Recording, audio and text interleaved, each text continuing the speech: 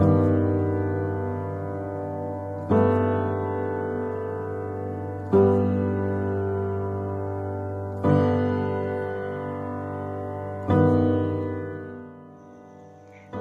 आप सभी को। मैं डॉक्टर मीनू पांडे आप सभी के समक्ष एक नए विचार के साथ उपस्थित हूँ। नई शिक्षा नीति भारत को आत्मनिर्भर बनाने में कितनी कारगर साबित होगी। जी हाँ, हम सभी के समक्ष एक 34 साल के बाद में नई शिक्षा नीति का एक नया फॉर्मेट आया है और हर व्यक्ति उसको लेकर आशान्वित है। और आशान्वित क्यों ना हो, क्योंकि इस शिक्षा नीति को बनाने के लिए एक तो बहुत समय लिया गया है, दूसरी बात 2 लाख से ज़्यादा लोगों की राय ली गई है और उसमें समाज का हर वर्ग जो है जो कि शिक्षा से डायरेक्टली या इनडायरेक्टली रिलेटेड है, उसके सुझावों को भी इंक्लूड किया गया है। चाहे वो पेरेंट्स हो, चाहे स्टूडेंट्स हो, चाहे टीचर्स हों, चाहे कॉलेज के टीचर हों, स्कूल के टीचर हों, प्रिंसिपल्स हों, सारे एडमिनिस्ट्रेशन वाले हों, तो हर किसी को, चाहे वो जॉब प्रोवाइडर से क्यों ना हो, तो हर किसी का जो व्यू है वो लिया गया है।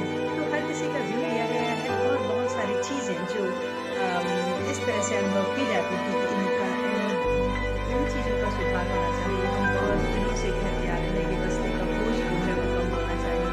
हम बहुत दिनों से कहते आ रहे हैं कि जो शिक्षा का जो माध्यम है वो मातृभाषा होना चाहिए। वो ऐसा हो कि बच्चा कंफर्टेबल हो, क्योंकि कई बार ऐसा होता है कि आपके पास नॉलेज होती है लेकिन लैंग्वेज नहीं होती और भाषा के अभाव में आपका जो ज्ञान है वो सही तरीके से दूसरों के समक्ष नहीं आ पाता है। तो इस तरह के जो ऐसा फील किया जा रहा था कि इन सारी चीज़ों की कमी है। और जैसा कि हमने देखा कि कई बार ऐसा होता था कि हर व्यक्ति का कैलिबर अलग अलग होता है, इंटरेस्ट भी अलग होता है और मेहनत करने का तरीका भी अलग होता है, उनका लेवल भी अलग होता है, प्रैक्टिस करने का हर चीज़ अलग अलग होती है।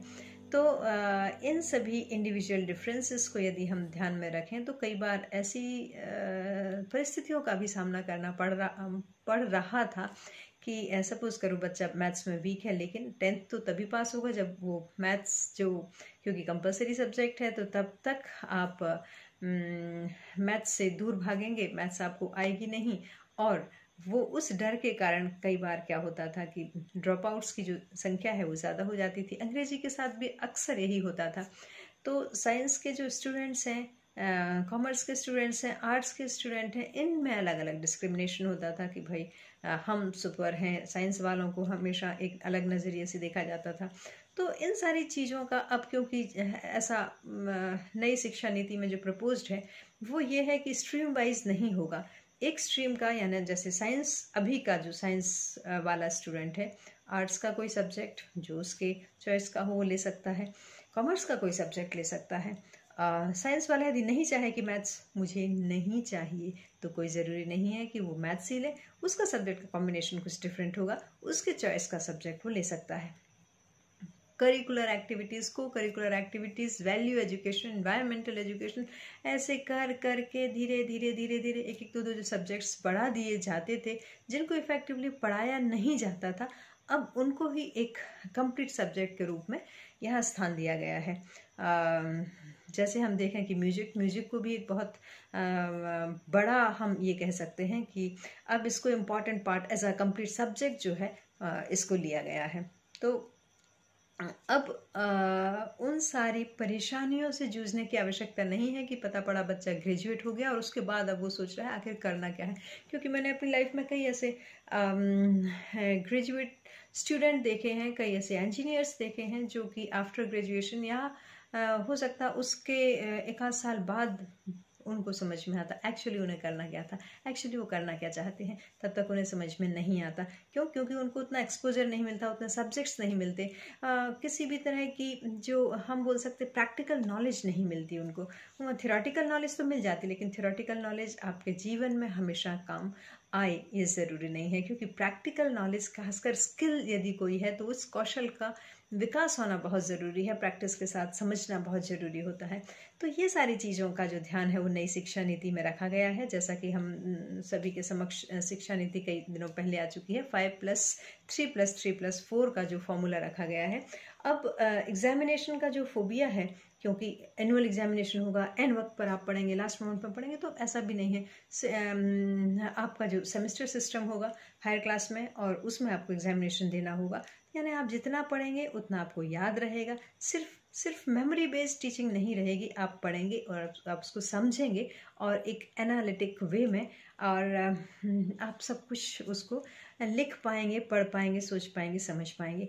क्योंकि शुरुआती जो दौर होता है उसमें ये भी ध्यान रखा गया है कि बच्चों के ऊपर, जैसे मैंने पहले कहा कि बस्ते का बोझ ना हो, और वो जो बच्चा रहेगा उसको जो सारी चीज़ें हैं अपनी मातृभाषा में, अपनी क्षेत्रीय भाषा में वो जानेगा, वो समझेगा, वो पढ़ेगा, तो धीरे धीरे उसकी फैमिलियरिटी डेवलप होगी। उसके बाद 6th क्लास में वो अपना जो एक आप बोल सकते कंप्यूटर की कोडिंग वो शुरू कर पाएगा, वो इंटर्नशिप कर पाएगा, यानी बहुत सारी ऐसी चीज़ें हैं जो कि यदि बच्चे को लगता है कि ये उसके इंटरेस्ट का सब्जेक्ट है तो उसको एज अ सब्जेक्ट ले पाएगा।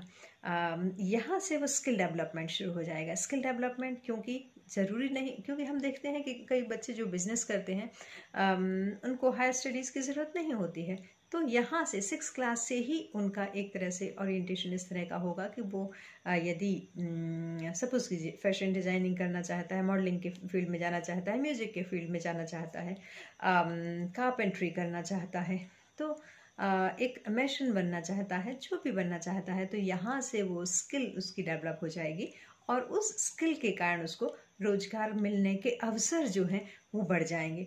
क्यों बढ़ जाएंगे? क्योंकि उसकी जानकारी उसे हर साल थोड़ी थोड़ी सी मिलती जाएगी, और जब तक वो 12वीं पास करेगा तब तक उस चीज़ में वो परफेक्ट हो जाएगा। और हर वो व्यक्ति जो कि 12वीं पास करेगा उसके पास उसकी मनपसंद आप बोल सकते हैं कि डायरेक्शन में मनपसंद जो भी स्किल है, जो भी कौशल है, उसकी सिर्फ जानकारी नहीं होगी, बल्कि उसमें वो दक्ष हो चुका होगा, और साथ ही साथ वो अपना बिजनेस स्टार्ट कर सकता है, साथ ही साथ वो कहीं भी जॉब ज्वाइन कर सकता है, और उसके बाद यदि वो पढ़ाई करना स्टिल कंटिन्यू करना चाहता है तो वो कॉलेज में एडमिशन ले। कॉलेज में भी अब 3 साल का बाउंडेशन नहीं है, आप जितने साल का कोर्स करेंगे उतने साल का आपको डिग्री, डिप्लोमा, सर्टिफिकेट वगैरह जो है वो दिया जाएगा। तो इस तरह से हम एक तरह से आत्मनिर्भरता की ओर भी बढ़ रहे हैं। ये आपकी एजुकेशन जो है, ये आपको वोकेशनल एजुकेशन भी प्रोवाइड कर रही है, और ज्ञान तो आपको दे ही रही है, एक सही मायने में एक आपको ऐसा व्यक्ति बना रही है जिसके अंदर इमोशन भी होंगे, जिसके अंदर स्किल्स भी होंगे, जिसके अंदर नॉलेज भी होगी, और साथ ही साथ जो अभिव्यक्त भी कर पाएगा, यानी उसके अंदर अभिव्यक्ति की क्षमता भी होगी। तो इस तरह से नई शिक्षा नीति में कौशल विकास पर जो स्पेशली जो अटेंशन पे किया गया है, और चुन चुन के इस तरह की जो नीतियाँ, जो तत्व बनाए गए हैं, कैसे उनको कंट्रोल करना है, कैसे एग्जामिनेशन का पैटर्न हो, क्या क्या चीज़ें पढ़ाई जाएँ, ये सब भारत को आत्मनिर्भर बनाने में बहुत सहायक रहेंगी। और यही आशा है कि जितनी अच्छी तरह से ये पॉलिसी का अभी रूपरेखा प्रस्तुत की गई है, उतनी अच्छी तरह से इम्प्लीमेंटेशन भी हो, तो हमारा भारत विश्व गुरु बनने से कोई नहीं रोक सकता, और 100% आत्मनिर्भरता हासिल करने से कोई नहीं रोक सकता। क्योंकि हर व्यक्ति एक सिर्फ नौकर बन के नहीं रहेगा, बल्कि एक एंटरप्रेन्योर बनेगा, एक खुद जॉब प्रोवाइड करने वाला बनकर हमारे सामने आएगा। और ऐसे भारत का ही सपना हम सभी देखते हैं। शुक्रिया।